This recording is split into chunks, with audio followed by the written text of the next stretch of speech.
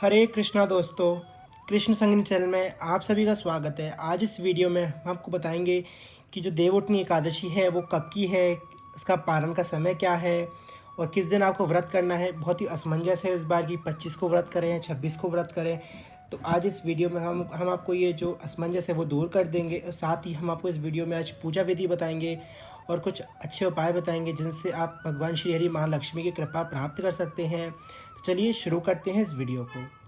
तो दोस्तों, जो देवउठनी एकादशी है, जो एकादशी तिथि है वो इस बार शुरू हो रही है 25 नवंबर को सुबह प्रातः 2:42 पर और समाप्त हो रही है एकादशी तिथि 26 नवंबर को सुबह के 5:10 पर। तो जैसा कि 25 नवंबर को सूर्य उदय से पहले ही एकादशी आ जाएगी और 26 नवंबर तक एकादशी रहेगी। तो जो एकादशी व्रत है वो होगा अपना 25 तारीख को। और पारण का समय जो होगा, जो 25 तारीख को व्रत करेंगे उनका पारण का समय होगा 1:12 से लेके 2:18 तक। तो जो पारण है वो बहुत लेट है इस बार, क्योंकि जो पारण होता है वो द्वादशी के 1/4 बीतने के बाद होता है। और दोस्तों, जो वैष्णवों की एकादशी है वो है 26 नवंबर गुरुवार के दिन और इसके पारण का जो समय है वो है 27 नवंबर सुबह 6:53 से लेकर 7:46 पर। अब आप कहेंगे कि वैष्णवों की एकादशी 26 तारीख की क्यों है, जबकि सूर्योदय से पहले ही एकादशी आ जाएगी। तो ऐसा इसलिए है क्योंकि स्कंद पुराण और पद्म पुराण के अनुसार एकादशी तिथि से भी बढ़कर द्वादशी तिथि होती है जब जब उसमें 2 सूर्योदय हो जाए। मतलब आप देखेंगे कि 26 तारीख में भी सूर्योदय द्वादशी में ही होगा और 27 तारीख को भी सूर्योदय द्वादशी तिथि में ही होगा। इसीलिए यह महाद्वादशी है, इसीलिए इसमें हमें एकादशी को छोड़ के बल्कि महाद्वादशी का व्रत करना चाहिए। और जो लोग चाहें वो दोनों दिन व्रत करें तो और भी उत्तम है। पर आप चाहें, अगर आपको एकादशी का व्रत करना है बुधवार के दिन तो वो भी कर सकते हैं, अगर आपको गुरुवार के दिन करना है तो वो भी कर सकते हैं, दोनों में ही ठीक है। पर जो पुण्यदायी व्रत है वो होगा 26 तारीख का महाद्वादशी का व्रत। तो आप 26 तारीख को अवश्य व्रत करिए एकादशी का, देवउठनान एकादशी का। और आप तुलसी विवाह कर सकते हैं 25 तारीख को, बहुत ही अच्छा रहेगा, बहुत ही अच्छा मुहूर्त है। दोस्तों, जो बांके बिहारी में एकादशी है और जो राधा रमन लालजू में एकादशी है वो है 26 तारीख की। और जो स्कॉन में जो एकादशी है वो भी 26 तारीख की ही है दोस्तों। पर जो श्याम बाबा मंदिर है जयपुर में, खाटू श्याम जी का मंदिर है, वहाँ पर जो एकादशी है वो 25 तारीख की है। तो दोस्तों, आप अपने हिसाब से देख लीजिएगा कि आपको कब व्रत करना है। पर हमारी सलाह यही होगी कि आप एकादशी के बजाय महाद्वादशी का व्रत करें। और जिनको असमंजस लग रहा है तो वो दोनों दिन व्रत करें, बहुत ही उत्तम रहेगा दोस्तों। तो चलिए अब हम बताते हैं आपको व्रत पूजा नियम के बारे में। दोस्तों, एकादशी के जो नियम होते हैं वो एक दिन पहले ही शुरू हो जाते हैं। मतलब दशमी के दिन आपको एक समय भोजन करना होता है, सूर्य अस्त होने से पहले आप भोजन कर लीजिए। उसके बाद अगर आपको कुछ लगता है तो आप फिर फल और दूध वगैरह ही लीजिए। उसमें आप चावल, मूंग, मसूर, बैगन, लहसुन, प्याज आदि का त्याग कीजिए और श्री हरि नारायण का स्मरण करते हुए आप शयन करें। फिर आप एकादशी के दिन सुबह ब्रह्म मुहूर्त में उठिए। कहा जाता है कि एकादशी की जब प्रारंभ होती है उससे पहले ही जितने तीर्थ वगैरह के प्रभाव होते हैं जल में वो ख़त्म हो जाते हैं। इसलिए आप सूर्य उदय होने से पहले ही स्नान आदि कर लीजिए। गंगा जल आंवला डाल के स्नान कीजिए, बहुत ही पुण्यदायक होता है एकादशी पर आंवला स्नान का।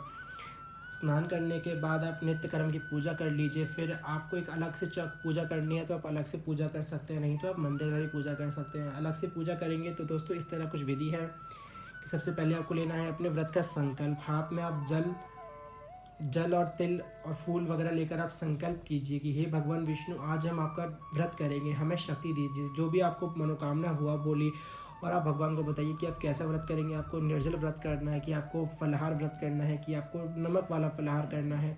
जिस तरह का भी आपका व्रत है वो आप संकल्प लेकर भगवान विष्णु को समर्पित कीजिए। इस प्रकार आप संकल्प लीजिए। उसके बाद आपको एक चौकी लगानी है, चौकी और पीला कपड़ा बिछाइए, उसके ऊपर भगवान विष्णु महालक्ष्मी की स्थापना कीजिए। तुलसी माता रखिए, शालिग्राम भगवान रखिए। अगर आपके शेवे श्री विरला श्री लड्डू गोपाल हैं, युगल सरकार है, तो उनको बढ़िया पंचामृत से स्नान कराइए, उसको सुंदर श्रृंगार कीजिए। उसके बाद आपको रखनी है तिली, सफ़ेद तिल आता है, उससे आपको अष्टदल कमल बना के उस पर कलश की स्थापना करनी है। ध्यान रखिएगा कि इसमें जो कलश स्थापना होगी वो देव कलश स्थापना होगी, क्योंकि इसमें हम भगवान विष्णु की पूजा करेंगे शालिग्राम रूप में।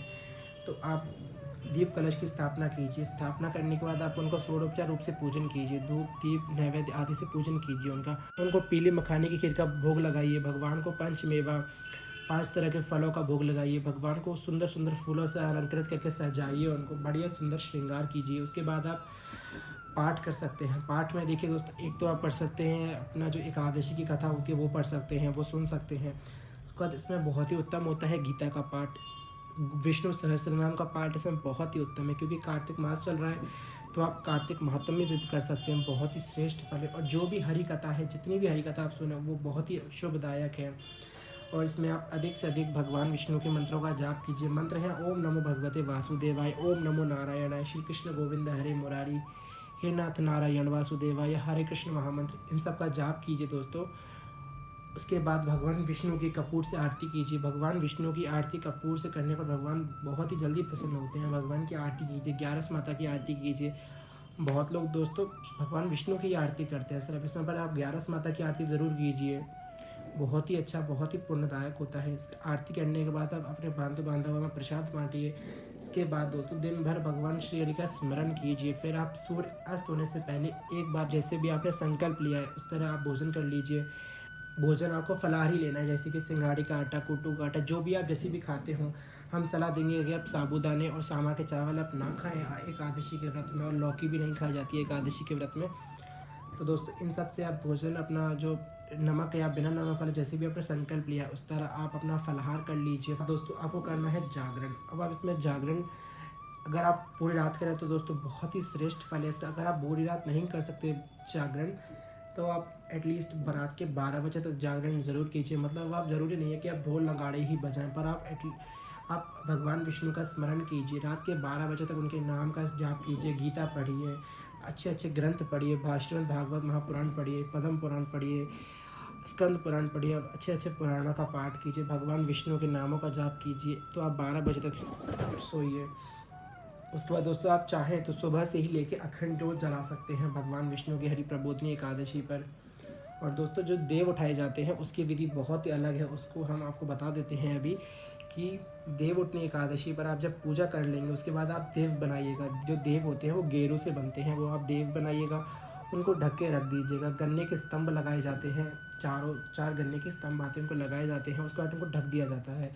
फिर जब शाम हो जाती है, मतलब गोधूली बेला हो जाती है, मतलब ना दिन ना रात, तो वो बेला जब प्रदोष काल आ जाता है उस टाइम आपको उसके नीचे गेहूँ रखने होते हैं, सब्जियां रखनी होती हैं। सब्जियों में दोस्तों अमरूद है, पालक है, जितनी भी साग आता है, मूली आती है, सिंघाड़े, आंवला, जितने भी ऋतु के फल सब्जियां आती हैं उनको आपको रखना होता है। उसमें एक नीचे दिया रखना होता है, फिर आपको ढक देना होता है, फिर आपको बोलना होता है कुछ। तो दोस्तों वो आपको जो बोलना होता है वो हम डिस्क्रिप्शन बॉक्स में दे देंगे। ऐसा कुछ बोलना होता है, उठो देव बैठो देव।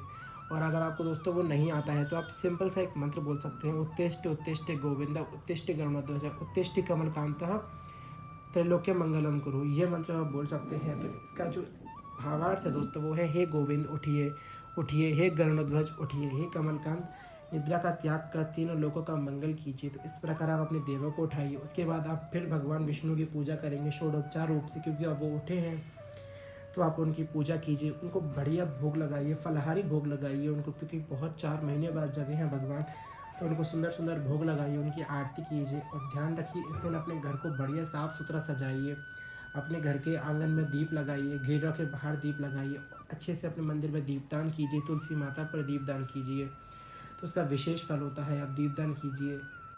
और दोस्तों आप दान की बात कर लेते हैं, तो दान में देखिए दोस्तों आप कुछ भी दे सकते हैं। अगर आपको अनाज दान करना है तो ध्यान रखिएगा एकादशी के दिन आप हमेशा कच्चा अन्न दान कीजिए, जिससे कि वो खा ना पाए कोई उस दिन। तो आप उस दिन कच्चा अन्न दान कर सकते हैं, या फिर आप फलाहार दान कर सकते हैं, दूध का, फल का। और द्वादशी के दिन आपको पका हुआ अन्न दान दे सकते हैं, बहुत ही श्रेष्ठ होता है। तो आप इस तरह दान कीजिए दोस्तों। तो दोस्तों यह एकादशी सबसे बड़ी एकादशी है और बहुत ही महत्वपूर्ण एकादशी है। इसके महत्व में लिखा है कि जो इस एकादशी का व्रत नहीं करते हैं उनका जो जीवन है वो व्यर्थ ही है, क्योंकि यह एकादशी बहुत ही महत्वपूर्ण है। तो दोस्तों इस एकादशी पर सभी को करना चाहिए। जो एकादशी का व्रत नहीं करते हैं उन्हें भी देवउठनी एकादशी का व्रत तो अवश्य ही करना चाहिए।